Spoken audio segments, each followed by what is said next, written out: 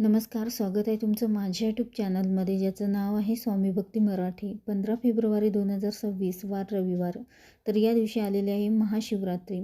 अतिशय महत्त्वाचा दिवस आहे आणि या महाशिवरात्रीच्या निमित्ताने आपल्याला भगवान शिवशंकरांची जास्तीत जास्त सेवा करायची आहे. आणि त्यासोबतच अतिशय महत्त्वाचा भाग म्हणजे शिवलीलामृत ग्रंथाचे पारायण.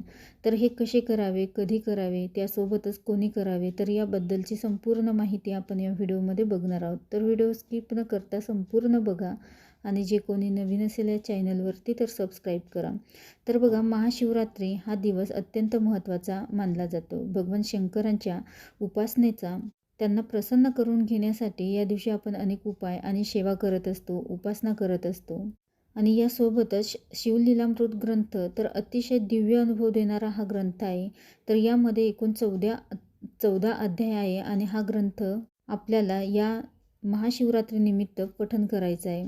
तर याचे एकूण 14 अध्याय आहे आणि आता अजून एक 15वा अध्याय त्यामध्ये ॲड केलेला आहे. तर 14चा अध्याय जरी तुम्ही वाचले तरीही चालेल. तर या ग्रंथाचे पारायण कोणीही करू शकतं. ज्यांची इच्छा आहे तर ते देखील हे पारायण करू शकता. तर हे पारायण तुम्ही 7 दिवसांचे करू शकता किंवा 5 दिवसांचे किंवा 3 दिवसांचे देखील करू शकता. ज्यांना 7 दिवसांचे पारायण करायचे आहे तर त्यांनी सोमवारपासून म्हणजे आजपासून रविवारपर्यंत या पारायणाला सुरुवात करावी किंवा 3 दिवसांचे किंवा 1 दिवसांचा देखील तुम्ही हे पारायण करू शकता. तुम्हाला जितक्या दिवसांचे पारायण करायचे असतील तितक्या दिवसांचे तुम्ही पारायण करू शकता. पण आवर्जून सर्वांनी या ग्रंथाचे पारायण या महाशिवरात्रीनिमित्त करावे. तुम्ही ज्या दिवशी पारायण करणार तर त्या दिवशी सकाळी जवळच्या शिवमंदिरामध्ये जायचं आहे आणि भगवान शिवशंकरांना प्रार्थना करायची आहे की माझ्याकडून श्री शिवलीलामृत ग्रंथाचे पारायण निर्विघ्नपणे पार पडू द्या. शिवपिंडीवर मंदिरामध्ये जाऊन शिवपिंडीवर जलाभिषेक करायचा आहे आणि त्यानंतर पारायणाला सुरुवात करायची आहे. जवळपास जर मंदिर नसेल तर तुम्ही आपल्या देवघरातील जी शिवपिंड आहे तर त्यावर देखील जलाभिषेक करून तुम्ही त्यांना प्रार्थना करू शकता. भगवान शंकरांची सेवा करण्याचा उत्तम काळ हा प्रदोष काळ मानला गेला आहे आणि त्यामुळेच तुम्ही आवर्जून, तुम्हाला शक्य झालं तर तुम्ही प्रदोष काळामध्येच या ग्रंथाचे पारायण करण्याचा प्रयत्न करा आणि नाही शक्य झालं तर तुम्ही दिवसभरामध्ये केव्हाही करू शकता. यासोबतच हे पारायण एका बैठकीत आणि एका वेळीच करण्याचा प्रयत्न करा. सकाळी करणार असाल तर ब्रह्ममुहूर्तावर तुम्ही या पारायणाला सुरुवात करू शकता, म्हणजे हे पारायण करू शकता किंवा दिवसभरामध्ये केव्हाही केलं तरीही चालेल. त्यानंतर भगवान शंकरांच्या उपासना करताना, म्हणजेच हा ग्रंथ तुम्ही पठण करत असताना तो हलवायचा नाही आणि देवघरासमोर बसूनच आपल्याला या ग्रंथाचे पठण करायचे आहे. पठण झाल्यानंतर तो ग्रंथ तिथेच आपल्याला ठेवायचा आहे, वेगळी मांडणी करण्याची गरज नाही.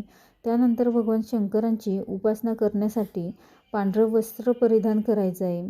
तुमच्याकडे असेल तर आवर्जून तुम्ही पांढरं वस्त्र परिधान करा आणि नसेल तर काळा रंग सोडून इतर कोणत्याही रंगाचे तुम्ही कपडे परिधान करून पठण करू शकता.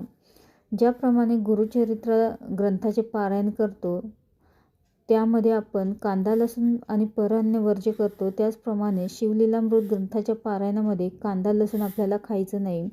त्यासोबतच परअन्न देखील वर्ज्य करायचं आहे, ब्रह्मचर्याचे पालन करायचे आहे. तर परअन्न का वर्ज्य करावे? कारण अन्नातूनही दोष लागले जातात. आपण पारायण करतो तर आपले सर्व संकट, दोष, ज्या काही अडचणी आहेत तर त्या कमी होण्यासाठी आपण पारायण करत असतो आणि त्यासाठीच आपल्याला परअन्न हे वर्ज्य करायचं आहे. भगवान शंकरांची कृपा आपल्यावर व्हावी यासाठी त्यांची सेवा करावी. शिवलीलामृत ग्रंथाच्या प्रत्येक अध्यायाची फलश्रुती आहे आणि 11वा अध्याय रुद्र अध्याय हा पठण केल्याने ब्रह्मानंदाची प्राप्ती होते असे म्हटले जाते.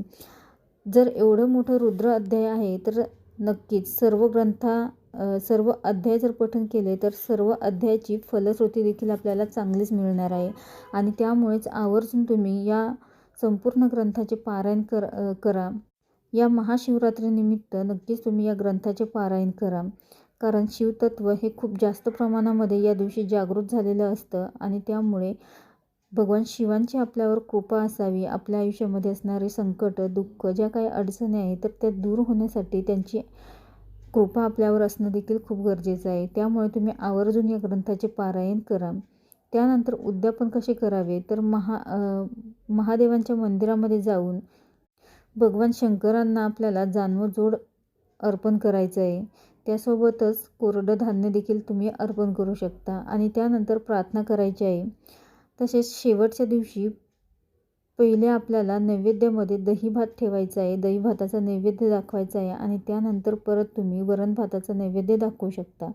अतिशय सुंदर असा हा दिवस आहे. तर आवर्जून तुम्ही या दिवशी या महाशिवरात्रीनिमित्त शिवलीलामृत ग्रंथाचे पारायण करा.